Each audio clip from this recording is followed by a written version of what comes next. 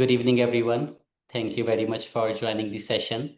So the topic for this presentation is going to be effects of USA tariff war on the global trade. At a very high level, we will look at what is the USA tariff war. Basically, what is a tariff and what is the tariff war and what are the impacts of it on the global trade. So let's go to the first slide, please. Thank you. So we will be taking a look at the objectives. What are the objectives of the study and what are the key research questions which we have addressed? Then we will be talking about the background of the study. Excuse me. Then we will be talking about the methodology, basically how we have conducted the study and how we have arrived at the numbers and at the conclusions. Excuse me. And then we will be looking at the results. What are the possible results? What are the actual results of the study? And then lastly, we will be taking a look at the conclusions. May we go to the next slide, please? Thank you. So basically, in this study, I examined the impact of US tariff war between a specific period, which is 2018 to 2020, on global trade flows, supply chains, and various industries. And in this study, I assessed both the macroeconomic consequences and the firm level operational challenges. Because, when we talk about things like tariff war and, import duty becoming excessive or something like that, then this affects the macroeconomic factors like the general inflation and things like that. But it also affects the day-to-day operations at a company. So we will take a look at the macroeconomic consequences and also the firm level operational challenges. Excuse me. And in this study, I also explored the role of IT systems. This is 2025, and we are closer to IT than we had ever been in history. Everything is tech. So I have also included the role of IT systems and specifically the global trade management tool and how the industry reacted and adapted to the tariff disruptions. There are a few research questions which I have addressed in the study. Excuse me.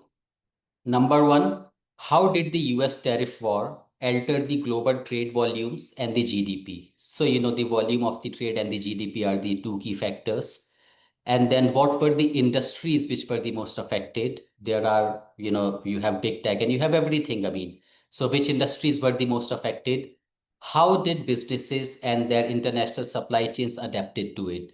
Because American companies are everywhere, so if a tariff is included by the American customs or the USCIS, on any country, it can have direct impact on the American manufacturer in a lot of ways. It might be importing raw material from there, it might be selling there. So we will take a look at the industries which were the most affected and why.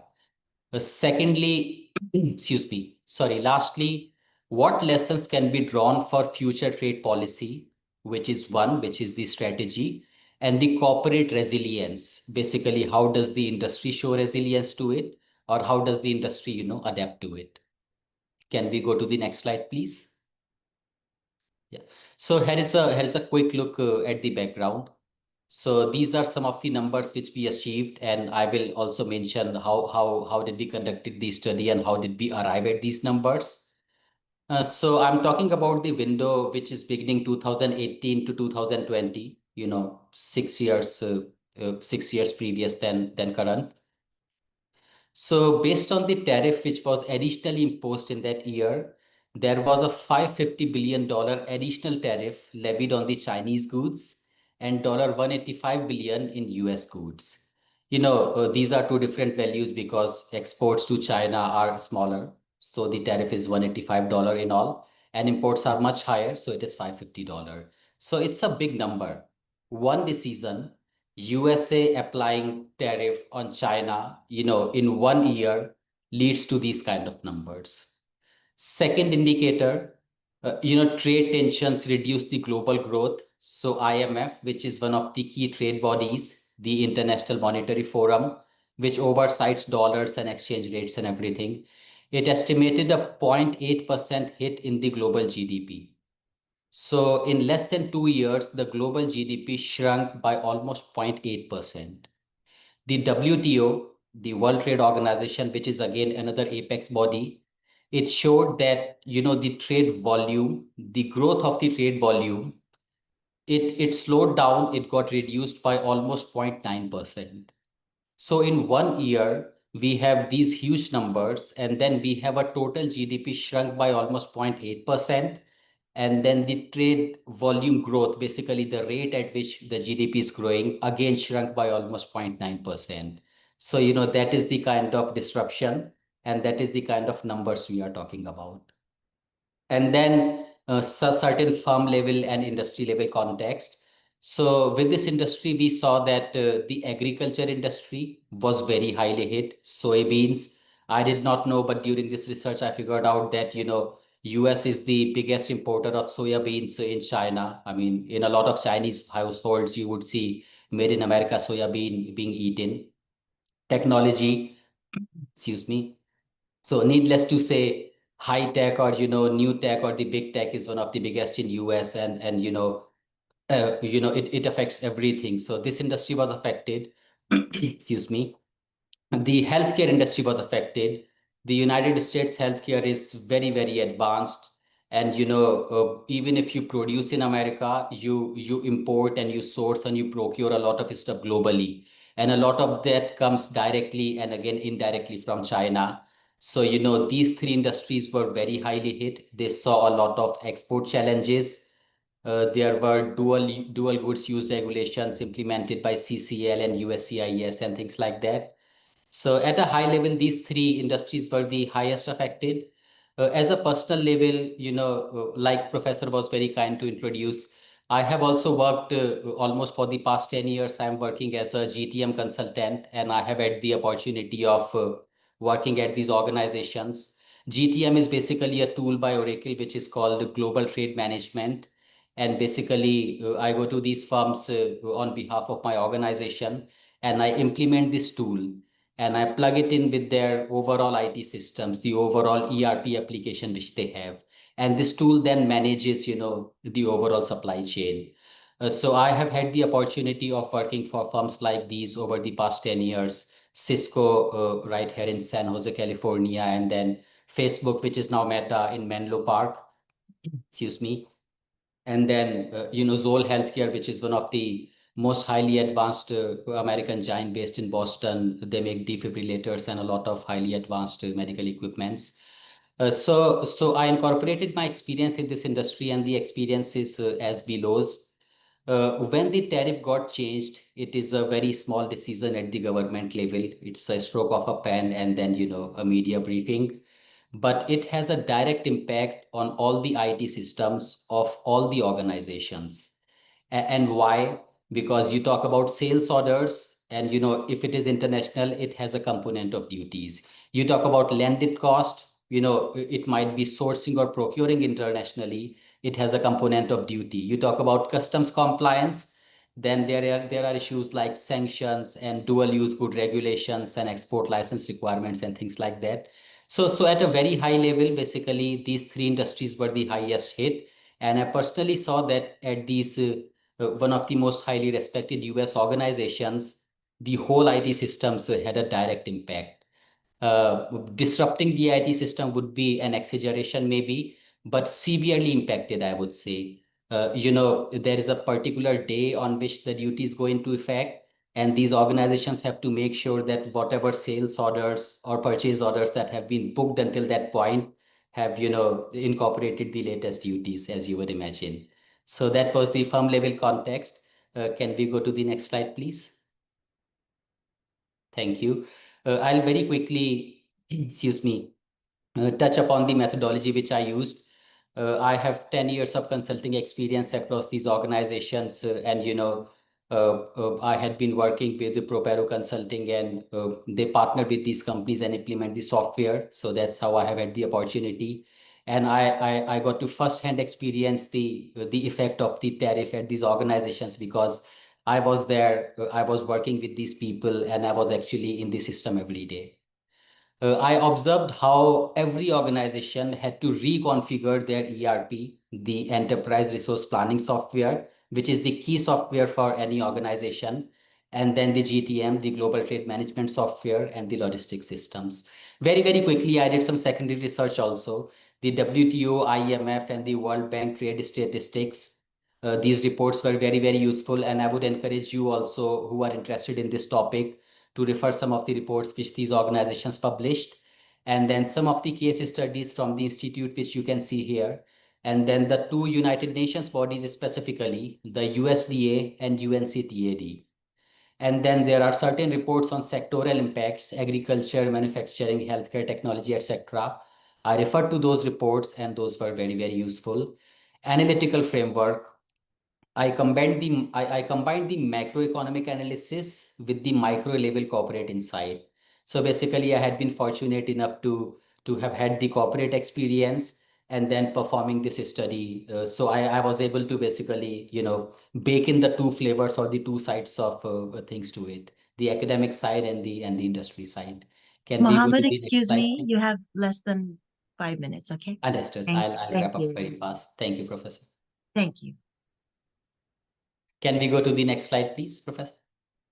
Yeah, thank you. So these were the results, and these are pretty interesting results. I'm sure, I hope some of you would appreciate it. There was a decline in the global trade volume, almost 10% reduction in the overall trade. So, when there is reduction in trade, excuse me, it affects everything. It affects jobs, it affects prices. So you can imagine 10% effect, how big of an effect would that be? And then an overall strategic shift in the US economic policy. America decided to source not just from China, but China plus one. So source from China and then another developed nation in the neighborhood, Singapore, Taiwan, South Korea, or Thailand. And then there was development of these trade agreements. So during 2018 and 21, we saw how America redefined USMCA, the trade agreement between Mexico and Canada and America. They renamed it, it was called NAFTA. And then how another trade agreement, RCEP, which is in East Asia, came into existence, wherein China signed a similar agreement with their neighbors. So, these two agreements came into existence, and that is something which was a big strategic shift as a result of, the tariff war. Industry level impact very, very quickly. 28 billion dollars, 50% of agriculture was affected. The technology, the semiconductor industry was heavily affected. There was a Huawei case which some of you might have gone through. A lot of sourcing used to be done from Huawei, but then there were compliance and restrictions placed by US on Huawei related to certain copyright infringements and things like that. So that was a big disruption because of the tariff war. The healthcare cost, America has very highly advanced healthcare technology. 7 to 10% of the cost was increased. Farm level very quickly. There was a lot of system updates which were required. Companies invested a lot in automation and compliance technology. And I saw that, everyone in these companies was like, we want to invest in technology and we want to make sure that we react and we adopt to it. Professor, next slide, please. I think I'm almost done. Professor, next slide, Professor Meera. Thank you. So with that, I would conclude my study. Thank you, Professor. The key findings were, the tariff war was short-term profession, but long-term inefficiency. But it accelerated to supply chain diversification and regional trade agreement, which was a good outcome. And then at the same time, the global trade growth slowed. I think with that, the study is concluded. I would request, if any one of you have any questions, then please feel free to go ahead.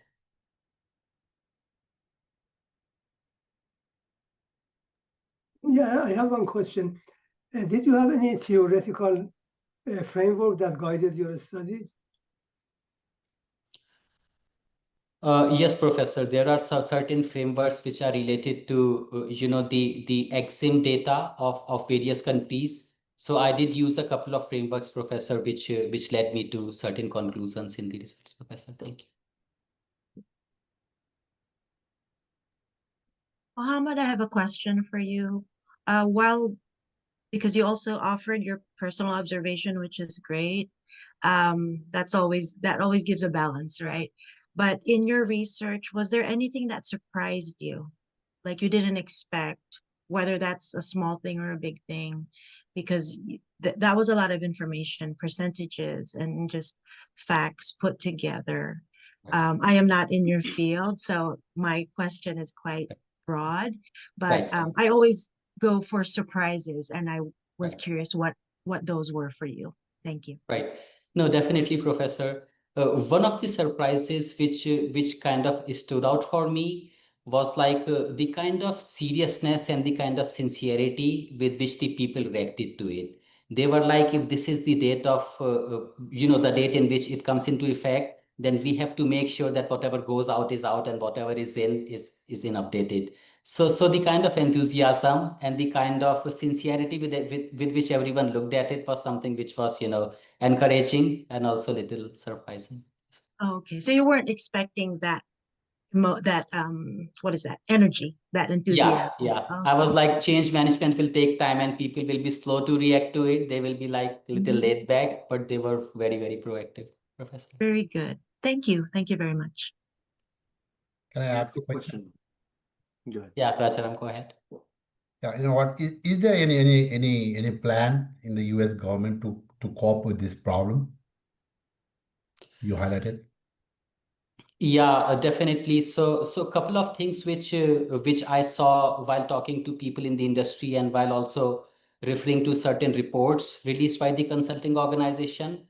I think a lot of investment is going to be in the new tech, 3D printing, IoT, artificial intelligence, self-sustainable technology, and automation, right? So that will be on the softer side, the tech side. And on the physical operations side, I think there will be a lot of relationship building and business development in the neighborhood. So the logistics chain, overall chain will become shorter, and economies like China and America will be more focused on sourcing, domestically. If not domestically, then as closer as possible. That bakes into the entire time and the cost parameters, as you can imagine, and a lot of other strategic factors. So I think these will be the two big changes, Rajaram.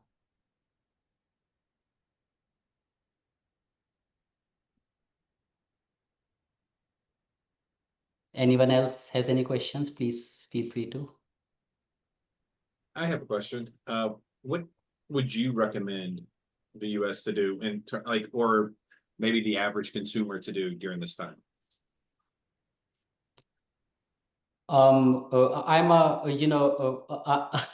it's little debatable, but I'm a supporter of free market economy, and I think, but at the same time, I think things should be gradual. So I mean, protectionism and globalization can actually go hand in hand. That's what I think. There can be protectionism to some degree, and then at the same time, the rules and the standards of globalization can be, can be respected at the same time. What I would recommend, Mr. James, and thank you for that question, is if these changes goes into effect, leaders are capable. Both leaders can think for their own countries and their own population.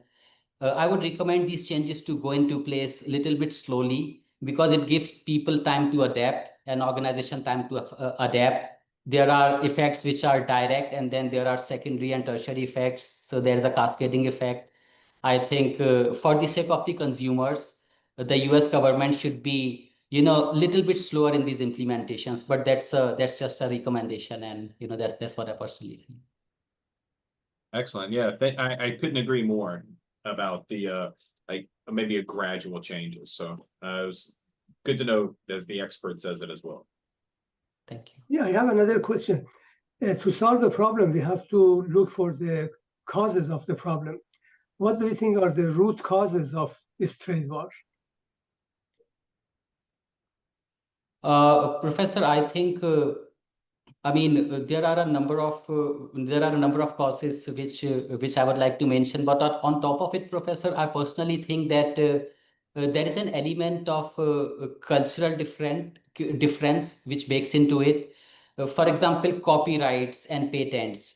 This is something which is considered sacrosanct by the industries and by the economists in US. But this is something which is not considered so sacrosanct in the eastern part of the world, maybe because of the cultural differences. And I think this has actually gone far into it. For example, Professor, look at a pharma giant like Pfizer, right? They invested like $50 billion into research over 10 years. And then there are brands based in the eastern part of the world, which when the patent become open to all, they just replicated it and they made that much of revenue. So it's kind of normal to think, Professor, that certain people who are investing a lot into research into giants in America, they might tend to think, Professor, that there should be certain additional cost on those companies which are not doing so much into research and innovation and things like that, Professor. That's what In your research, did you come across this fact that the Chinese currency being undervalued was one of the root causes of this trade war? Did you come across this notion? This was definitely quoted, Professor, in a number of studies, but I was thinking that maybe Chinese currency is controlled a lot by the Chinese government, and that factor might not be, so realistic to stress upon. But Professor, I welcome you to please share more on that with me. Okay.